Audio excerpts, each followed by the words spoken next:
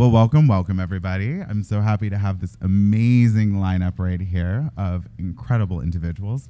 I would like to just kick it off because I know we have limited time. Let's just start with introductions. This is so quick. I love it. It's a hot take. And I think we're all officially a hot mess. I mean, we're gonna go old school. This is gonna be Clubhouse style, right? Oh, I like that. Good. Okay, so I'm Holly Wood. Normally I would say head of artist relationships at Rarible, but that was yesterday. Now I am Holly Wood, CEO and founder of Hollywood Labs, at my own Web3 consultancy, advisory and curatorial studio. 20 plus years in the creative industries, but fashion is obviously a big part of my history. Yeah.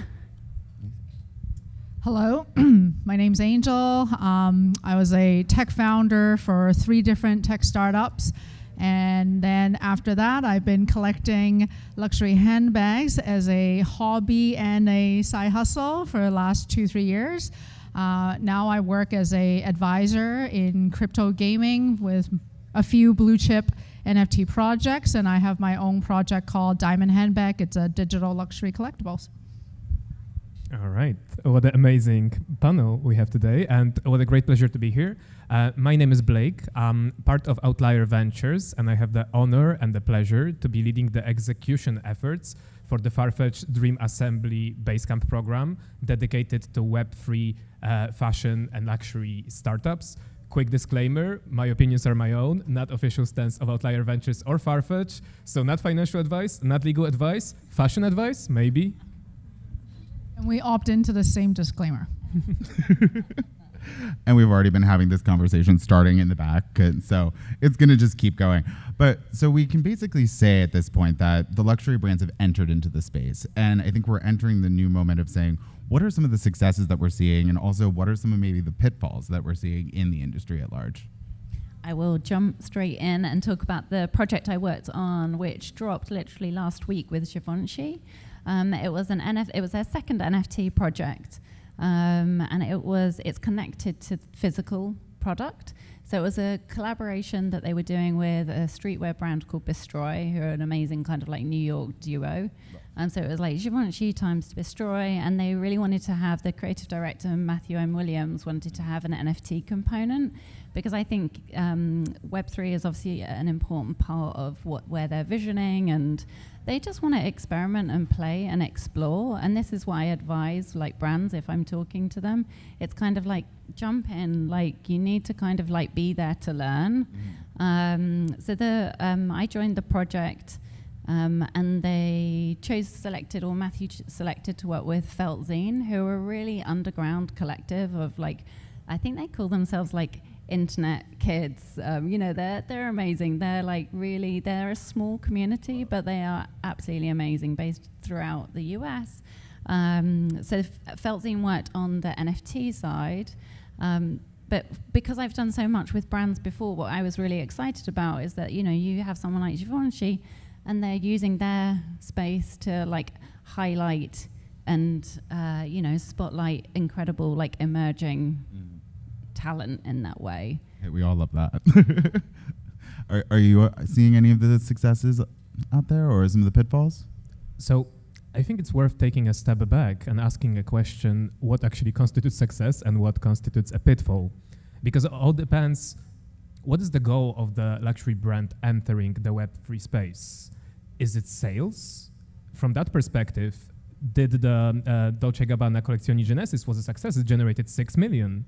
But perhaps it's more about establishing a brand foothold and giving visibility to the brand IP, expanding brand equity into this new communication channel. Maybe it's about reaching audiences like Gen Z. From that perspective, something that might seem like a commercial success might not actually be achieving the objectives of the brand. So is it a success? In terms of pitfalls, well, the question is, let's take the example of Gucci. Is it possible that Gucci, with all of the things that they're doing, is it possible that they're over-leveraged in the space? And how the worst-case scenario would look like? Well, I believe the worst-case scenario is that those activations would remain scattered and kind of become sunk marketing costs of experiments that are not connected, do not lead to any Web3 narrative. I believe that's the worst case scenario and the overall pitfall of what can happen with the entrance of brands. So you're thinking in a way that it's the Web3 space is kind of being used as a new pop-up culture for a lot of these luxury brands. Do you think that they're particularly migrating to one sort of media or one sort of platform rather than another? I mean, riffing off what you were just saying, I think a lot of them are trying to expand into the Gen Z space, Gen Z audience, and the success that I have seen is the aspect of co-creation, right? We have seen a lot of data that supported Gen Zers, 92% really want to co-create, not just self-expression, not just, I like this color versus that, but just really having a feedback, product development, this ethos, this impact resonate with me. And I think by being on these gaming platform, creating virtual skin for themselves, making their avatar look like them, they are having that avenue to do so. So I think, to me, that's a huge win for a lot of brands to see what the end consumer really want to do and look at that data, look at that product, look at that results. I absolutely loved the Rug Radio special on .swoosh. And that was like, co-creation obviously has been talked about a lot, but like to see Nike doing that and to do them with Polygon, like I think that's super interesting. And one more thing to add, you brought up kind of social media migration that's taking place. I do believe in some way Web3 can be a solution to this. Because nowadays, if my customer kind of stops using Facebook and they're no longer in my Facebook fan page, I kind of lose touch. But maybe if there only was a technology that could tokenize loyalty and enable you to engage, interact, and retain your customer across platforms, who knows, maybe an immutable ledger would help, but I do believe there is a huge possibility for it, and we always emphasize it, how you can use the blockchain technology to capitalize on the ongoing fashion trends. We always emphasize it to the amazing startups we have in the program. And this is what I'm super excited about to see tomorrow, with G Money's 9DC drop with Snowfro. So the two pieces is a physical item and an NFT. They're variants of Chromie squiggles. So they're using an incredible smart contract for the first time to create variants. But it's what I'm excited about is the way that the physical product with the NFT will be forever twinned. So they were explaining it to me yesterday. I think they're going to do a long Twitter post about it because it's quite complicated. Is it aging with it? As your shirt gets ripped, then all of a sudden your digital piece all of a sudden has a ripped sleeve or something? Because I love that. I was going to say that's something I should put to Givenchy because they love that kind of aged texture on garments. That's something I've been seeing too recently. I'm interested because so much that we're seeing in the Web3 space right now is visually in a certain guise that is very pristine. I'm interested to see the people that kind of come in and almost McQueenify it and give that sort of dirty, grungy edge to an industry that is so streamlined in a lot of ways, in the aesthetic side of it, I say. I was wondering if you're sort of seeing that aesthetic movement happening in any sort of particular way right now. Not necessarily the aesthetic, but it kind of makes me think about how I really want fashion brands to embrace the technology behind what they want to actually do. So I was talking to Fair.xyz yesterday. They're a really fantastic primary mint. They're not a marketplace. They're definitely not a marketplace. They're a smart contract provider, I think. But it's really interesting because their contracts are dynamic or can be dynamic and upgradable. So in terms of when you're thinking about loyalty and I'm sure we're going to think of other terms for this because loyalty scheme fits for Starbucks, but it's not so good for Hermes, maybe. Actually, although we have very loyal fans of Hermes, almost nearly obsessed. But yes, sorry. Well, I heard Hermes and I jumped up. Well, I mean, that's also an interesting thing, too, is thinking about sort of the gamifying of the IRL culture of Hermes and how, that gamification in Web3. I'm surprised that a brand like that isn't even sort of jumping in first to sort of apply that. Are you seeing brands looking at that kind of gamification within their companies at all? Yes, yeah. So in my 2-3 years of collecting and flipping handbags, I have collectively flipped about $5 million handbags. And on benisland.com, we talked about the market value going up and down, and I blog about playing the Hermes game and how to win it. But I have been seeing a lot of people wanting to play the game online, right? Who wants to fly to Paris and try to get the appointment with Hermes only to not get it and then come back empty-handed? So a few of the brands that I'm talking to right now, we're actually writing a gamification mini game that you don't actually have to download. You put yourself on a wait list. You get notified that it's your turn to play. You then play this game and win the right to buy the bag, which is literally what Hermes and Chanel and Dior are all doing, because the bag is never available when you get to the store. You're always kind of grinding your way through, making friends with your essay, buying other stuff. And then once you get, win the right, then you finally go, oh my God, I got the bag. So why not gamify it? Why not have this online and be accessible to everyone who can't travel? Or maybe you can now that COVID is kind of over. Yeah, I think you made a very important point that nowadays the customers of a luxury brand, it's not only about the product, right? That was before e-commerce, but nowadays everybody can get the product online unless it's like Rolex, Hermes, or a case like that. But then what do you expect from the interaction with the luxury brand? It needs to be an experience.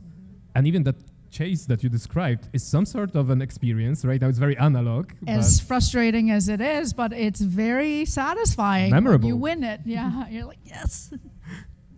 But I think that's part of gaming. Like you want to be able to win at the end of it, or at least go through the process of trying to succeed. And I think for a lot of these brands, we're really hitting that moment where you have so many opportunities to expand your brand's heritage, whether in IRL and in these digital verses.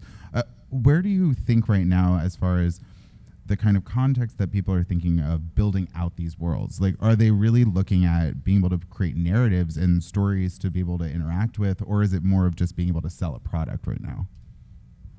I think the metaverse play is kind of interesting. I wish interoperability would hurry on up because there is so many great different verses out there. I'm really excited to see what Krista Kim's going to be building. It's going to be so beautiful. I mean, her orb already is incredibly beautiful. I'm interested in Punk 6529's new space, which will be on Cyber.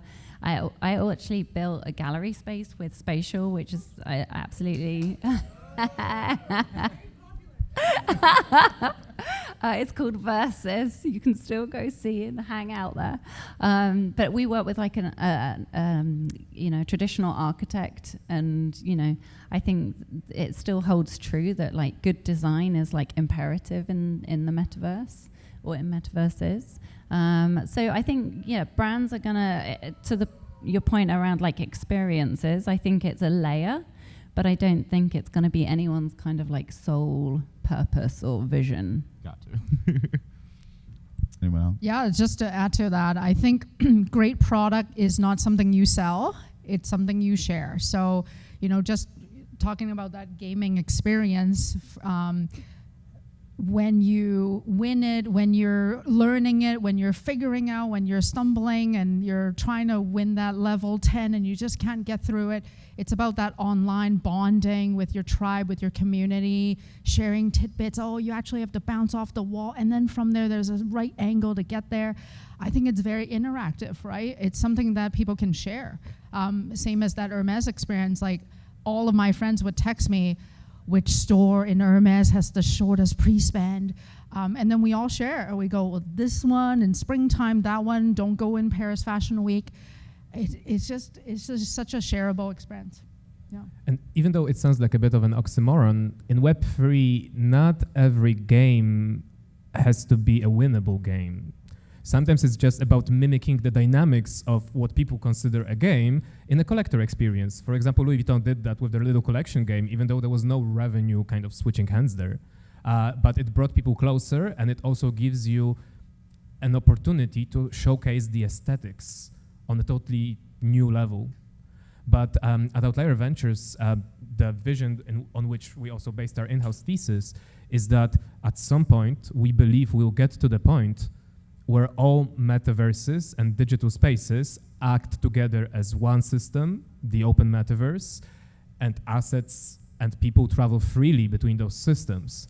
The question is, how do you keep the brand IP safe if those digital spaces can have very different aesthetics, very different graphics, very different ways that objects look? How far can you go with an Hermes Birkin that it's still an Hermes Birkin before it's just a pixelated kind of object? I mean, a pixel Birkin could become a thing. Is that like going to be the next meta Birkin? Is a pixel Birkin? Yeah, it is now. There is one? No, I was like, oh. we're doing. Oh, we're doing it.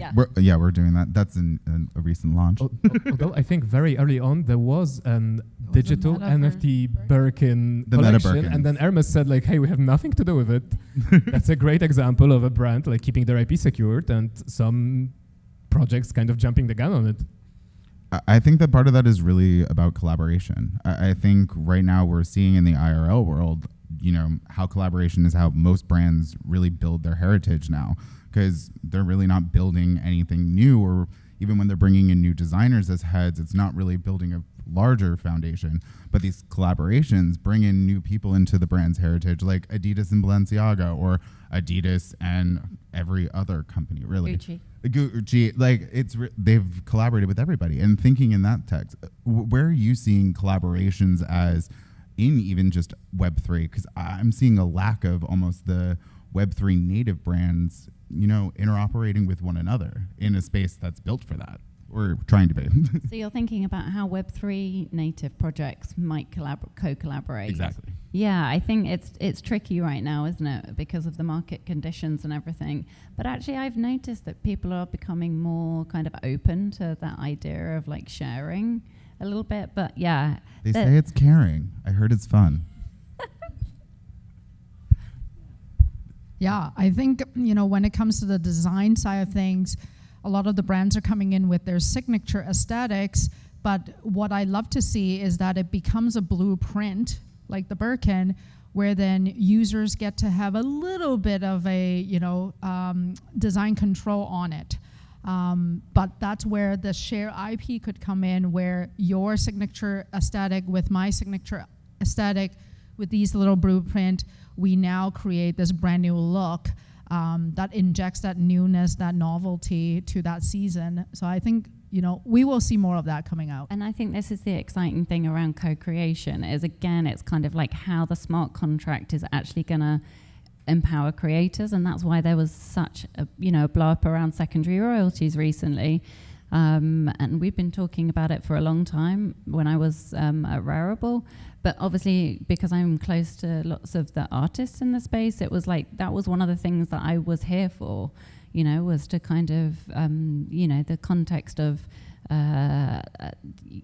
royalties being in perpetuity. I think it was always key and fundamental to what we were doing.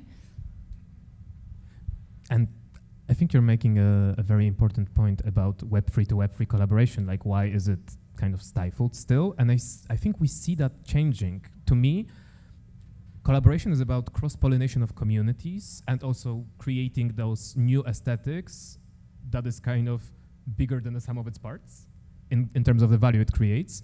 But I also think it might have been the timing in the space, even though we're here at an amazing fashion track at Dcentral. A year ago, it was still a very new space. I wouldn't be surprised if some of the projects had a zero-sum game approach that either I get to work with the luxury brand or they get to work with the luxury brand. Either we get to build a community or they get to build a community. But nowadays, as the space is growing exponentially, people start to see that we can really make the pie bigger by collaborating. And I think also in the Farfetch Dream Assembly Basecamp at OV, we have very advanced people in the space that came to join us as mentors. And they have this give-back mentality, and by working together, we have this ecosystem helping a new generation of amazing startups, some of them in the conference with us today. Yeah, I mean, I see all the major luxury brands right now. Like you have the House of Kering having Gucci and Balenciaga into them, or LVMH, and seeing how they have the interoperability in the IRL that we're sort of talking about trying to develop. And I'm always curious of how we can really activate that in the space and not just make it this sort of dog-eat-dog industry, which we all kind of in fashion, I feel, grew up in. Are you seeing any particular strategies that are really effective for brands to connect their messaging to the community at large? Well, I think one project that is kind of key to that, like, co-collaboration is Aura Blockchain Consortium. The fact that you have LVMH and Kering and other groups kind of using the same consortium through consensus is brilliant.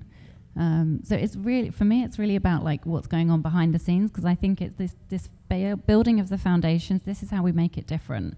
That's why I'm interested in is doing things differently. We have had like so long of, you know, the fashion industry has, it's tough and it's competitive and it's not collaborative or open or sharing or caring or, you know. It can't be fun. No, but Web3 is like, you know, this is our opportunity to like really flip the script and do something different. So, and if we don't like experiment and play and try these things, like we're not going to take people on a journey with us.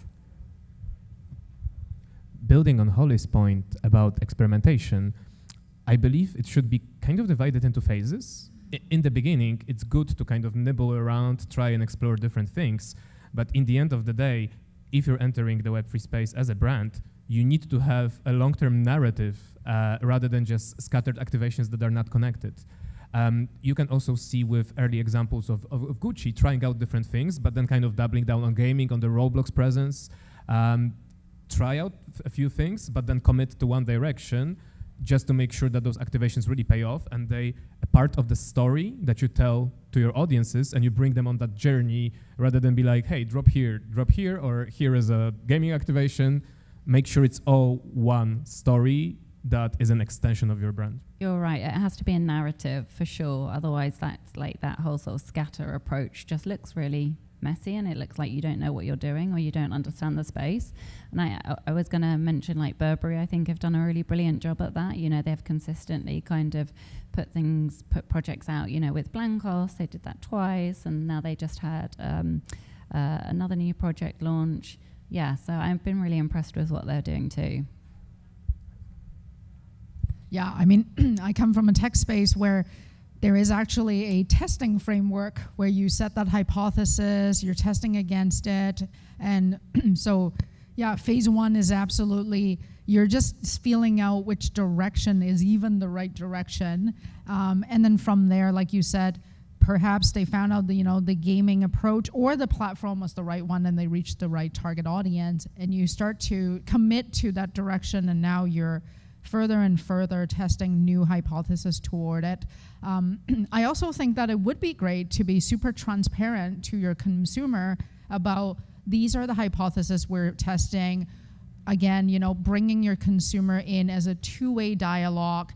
How does that feel? Maybe a council, having some deeper user that actually sits in your council, talk about the product development with you, who has deep product knowledge, because at the end, they are the end user. They perceive it a certain way. They give you that raw feedback of, you know, the last hypothesis, we were feeling this way. How about this one, in fact, right? So I think that transparency could be huge. You know, you're no longer, a fashion industry is no longer that 18 months ahead, we're predicting what that next trend is, or we dictating what the next trend is. It's now very much a two-way dialogue. You know, with digital, it really could be much faster in the cycle too. It doesn't have to be months, it could be weeks, and we could iterate on the fly. I really love that, what you were just saying about kind of dialogue and like kind of that connecting with brands and connecting with communities. Building in public in a way. Yeah, exactly. And I was just thinking about different ways that you can do that. Obviously, we're kind of like used to Discord, but to a wider audience, that's so tricky. I find Discord really hard work. Twitter's, you know, that's an unmanageable kind of way of kind of like reaching out to people. I just started working on a new project called Schiller.io, and it's a social e-commerce app. It's in beta phase now. I think they kind of announced yesterday that it was live. Snoop's one of the co-founders, Sir Snoop Dogg, that is. It's really exciting project. It's essentially like a Web3 version of TikTok. So you could be doing your live streaming social broadcast, but you can have your little NFTs loaded up in the shopping cart. So when you're doing your like live streaming, you can like click and purchase NFTs direct through the marketplaces. And you can also purchase physical product at the same time. It's really, really cool. I'm really excited about that. But just the idea that you'd be able to interact with your audience, your community, in a live, real-time session through a session like that. Like imagine if you're a creative director or a designer and you have this live feed. It's kind of a little bit like Twitch streaming, but has like different purpose to it. Well, I think we're at the end of our time. I just want to thank all of my amazing panelists. If you want to tell them where they can find you. At Hollywood NFTs, Twitter and Telegram. At Diamond Handbag Club. At Blake Beyond on Twitter and Blake Lazensky on LinkedIn. And yeah, the Farfetch Dream Assembly Basecamp is an ongoing initiative, so we keep looking for amazing mentors to join the roster and amazing projects to potentially apply. And again, thank you all so much for having us. I'm Matthew Pandolfi with Jing Meta, and I would love for y'all to check out Jing Meta's bi-weekly newsletter, and have a great one. Thank you. Thank you so much. Thank you. Thank you for all of you being here. I'm so grateful for every single one of you who listened, who participated by speaking, and I cannot wait to collaborate with you all. I put together this panel starting since August, and I'm so glad it went so well. So thank you for all of you being here, and we will do more of this amazing stuff, and we will collaborate together. I'm Nico from the Fashion DAO, and look forward to collaborating with you all. Have a beautiful day. There is an announcement happening on the main stage, I think about the next Dcentral, so you don't want to miss that. But yeah, thank you again. Have a beautiful day. Hope to see you in one of the upcoming events. Thank you.